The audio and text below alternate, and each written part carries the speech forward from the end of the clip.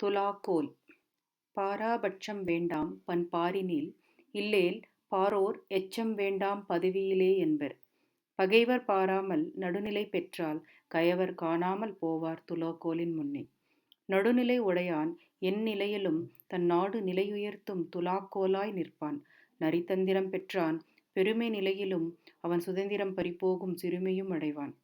கேடும் நன்மையும் இல்லாமல் ஒருவனில்லை தேடும் தன்மையில் துலாக்கோலாய் இருப்பது சான்றோன் நீதிக்குச் சின்னமாய் சிறக்கும். வென்றான் மனுநீதியும் துலாக்கோலாய் என்றோ.